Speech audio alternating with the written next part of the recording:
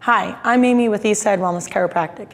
The next exercise in our active care series is the goblet squat. We're moving from the assisted squat up on the 2x4 into our goblet squat. This means you should be able to squat comfortably, keeping your heels on the floor. We can do this weighted or unweighted. We'll demonstrate first unweighted. Again, you can hold your hands behind your head, cross your chest, or in sort of a prayer position if it's unweighted. What we're gonna do is feet shoulder width apart.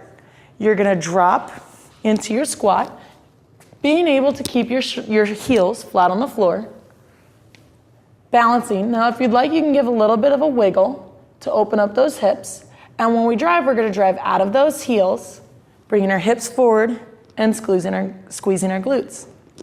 Now, like I said before, we can also add weight. I'm going to use a kettlebell. However, you can also use a dumbbell for this. You're gonna hold your kettlebell, and you're gonna drop into your goblet squat. So again, feet about shoulder width apart, a little bit wider if that's a little bit more comfortable. Toes facing forward, we don't want them to be spun out. We're gonna hold the weight close to our body. What we don't wanna let it do is travel ahead of us, because what that does is it takes the mechanical advantage and it causes us to wanna lean forward onto our toes or even step in that direction. By keeping the weight close, we have better advantage over that weight. We're gonna drop down, elbows inside knees. Now, what's important is to make sure that you stay tall. Oftentimes, a weight wants to pull us forward, allowing us to kind of drop our chest cavity.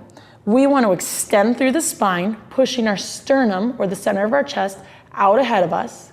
We can give a little bit of that wiggle waggle again, and then you're gonna drive through your heels, bringing your hips forward and squeezing. What we wanna make sure is that we get that full extension or terminal hip extension out of the hip flexors. So when we come up, we wanna drive through squeezing rather than stopping prematurely. And that's how we perform our goblet squat.